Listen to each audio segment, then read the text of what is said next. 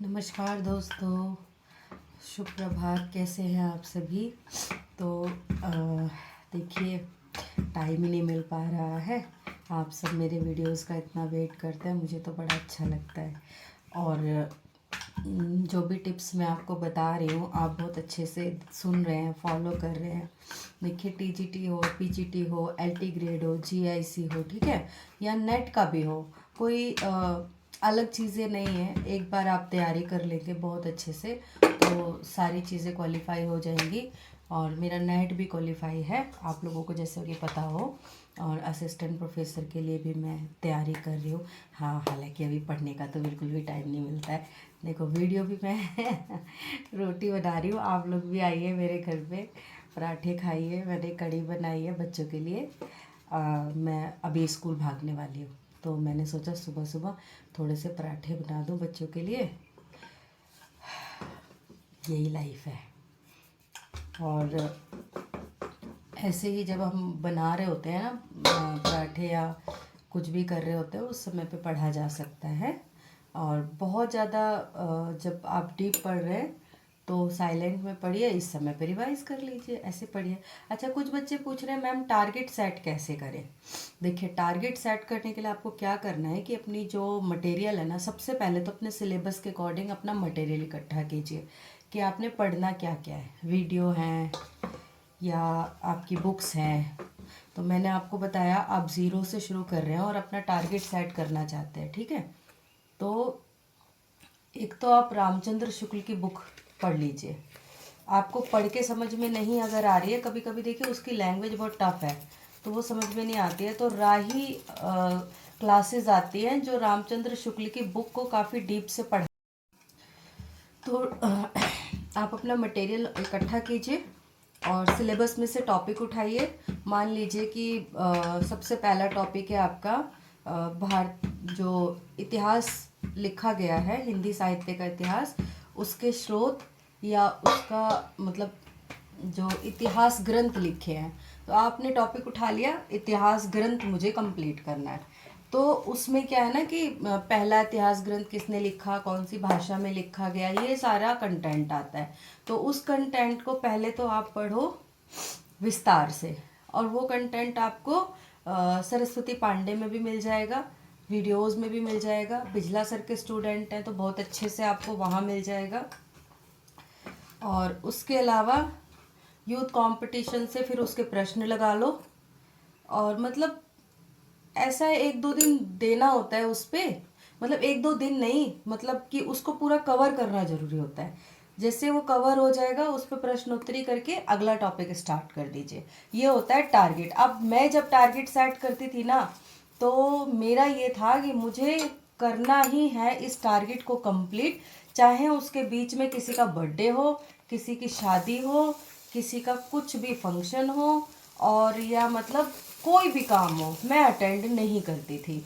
मुझे अपना target complete करके और दूसरा वाला टारगेट लगाना होता। तो इस तरीके से तो करना है आपको टारगेट सेट। अच्छा, कभी कभी क्या होता है, हम मतलब काफ़ी कुछ पढ़ा हुआ होता है, लेकिन जैसे देखो मैंने पढ़ लिया था रीतिकाल, मेरा काफ़ी अच्छा पोर्शन हो रखा था। और आदिकाल तो मेरा बहुत अच्छे से तैयार था।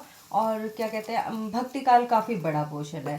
तो मैंने क्या किया, अब जैसे मेरे एग्ज़ाम आएंगे तो मैं पहले भक्ति काल पकड़ लेती हूँ। भक्ति काल को बिल्कुल जड़ से, यानी शुरू से लेके लास्ट तक उस पर कितने सारे क्वेश्चन बनते हैं ना। तो पहले तो आप भक्ति काल को बहुत डीप से पढ़ेंगे, रामचंद्र शुक्ल से आप पढ़िए। उसके बाद आप वीडियोस से विस्तार से समझ सकते हैं, बिजला सर के वीडियोस से बहुत अच्छे से समझ सकते हैं। किसी अदर से भी आप पढ़ते हैं तो मैं ये नहीं कह रही हूँ कि आप बिल्कुल वहीं पे जाइए, लेकिन बहुत सारे वीडियोस आप विस्तार से पढ़ने के लिए भी किसी अच्छे इंसान का ही वीडियो निकालिएगा जिसको जानकारी हो, ठीक है। और उसके अलावा आप फिर उस पर क्वेश्चन आंसर लगाना बहुत ज़्यादा ज़रूरी है, बहुत ज़्यादा। तो उस मान लीजिए उसमें रामायण वगैरह के बारे में कितना दिया हुआ है, तुलसीदास जी के बारे में, या तो छोटे छोटे पॉइंट को भी आपको अंडरलाइन करके उसके क्वेश्चन को पढ़ना है।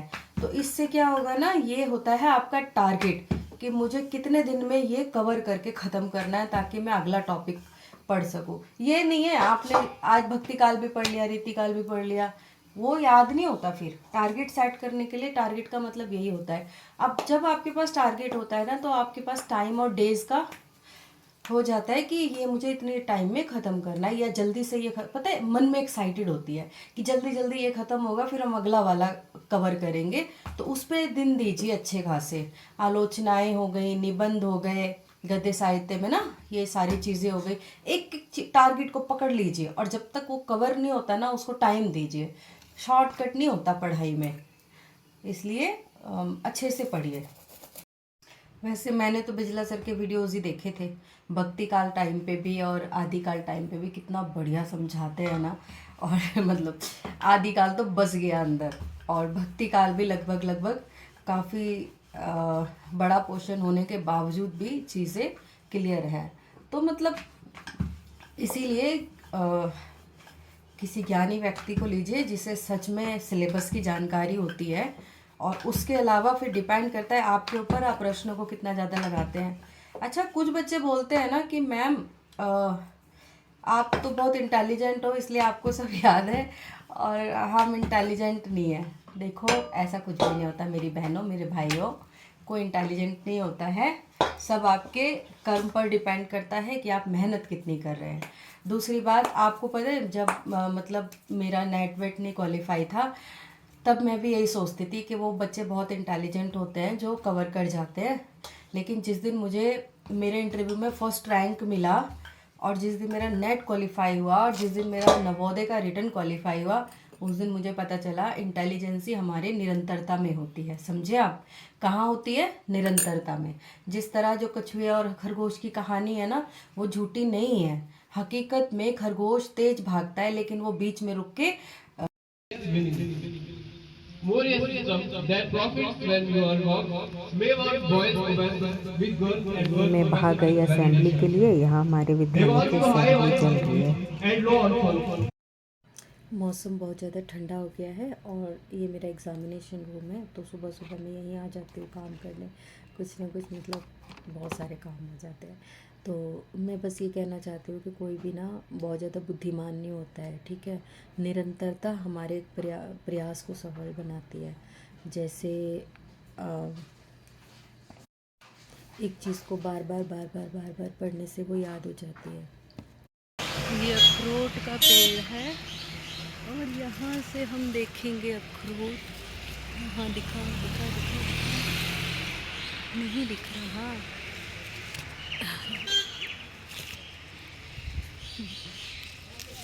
ये पूरा अखरोट का पेड़ है, इसके ऊपर इतने सारे अखरोट हैं।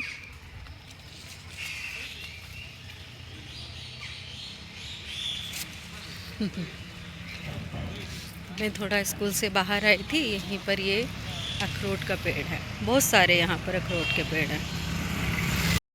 सुबह से वीडियो रिकॉर्ड कर रही थी, बिल्कुल भी टाइम नहीं मिला कि वीडियो को पूरा किया जाए। मुझे पता था आप सब लोग वेट कर रहे होंगे, तो मैं बस इतना कहना चाहती हूँ। देखिए, आप लोग अपने आप को कभी भी वीक ना समझें। आप ये ना समझें कि बहुत इंटेलिजेंट बच्चा ही टॉप पर होता है। सबसे बड़ी चीज़ होती है निरंतरता, ठीक है। अगर आपको इसका उदाहरण चाहिए ना, तो 10th में ना मेरे बहुत कम नंबर आए थे, जबकि NVS में जो इंटरव्यू लगा था उसमें मैं ऑल इंडिया टॉप पर रही हूँ। और मैंने ITI भी किया हुआ है कंप्यूटर में, तो उसमें भी मेरा सेकंड टॉपर बना था, 81% हुआ था। ये सब कैसे पॉसिबल हुआ? पता है क्या था? मैं किसी भी चीज़ को ना रेगुलर पढ़ती हूँ। जो कछुआ है ना, बिल्कुल कछुए जैसे पढ़ती रहती हूँ, धीरे धीरे धीरे धीरे। मुझे पता है मैं इंटेलिजेंट नहीं हूँ, एक बार में चीज़ें मुझे याद नहीं होंगी, इसीलिए मुझे उस पर प्रयास करना पड़ता है, अभ्यास करना पड़ता है, ठीक है। आप लोग भी वैसा ही करिए। देखिए, आप लोग भी एक दिन अपनी मंजिल ज़रूर पाएंगे। ऐसा नहीं है कि हम मतलब बहुत इंटेलिजेंट, कोई भी ऐसा इंटेलिजेंट नहीं होता। हाँ, इतना फ़र्क है, कोई जल्दी कैच करता है, कोई धीरे। लेकिन अगर कोई धीरे भी कैच करता है, तो उसका भी सपना है कि मैं अच्छा बनूं। तो आपको अच्छा बनने के लिए निरंतरता चाहिए, है ना। और आपको अपना प्रयास बना के रखना है। अच्छा, कुछ लोग पूछ रहे हैं कि EMRS में मैंने जॉब नहीं किया। नहीं, मेरा देखिए दोनों जगह आया था, PGT पोस्ट पे ही आया था। तो मुझे सबने सजेस्ट किया कि मुझे नवोदय ही ज्वाइन करना चाहिए, तो मैंने नवोदय ही ज्वाइन किया। तो EMRS मैंने ज्वाइन नहीं किया है। और एक सवाल है किसी का कि आपने कितने दिन की मतलब मेहनत है आपकी।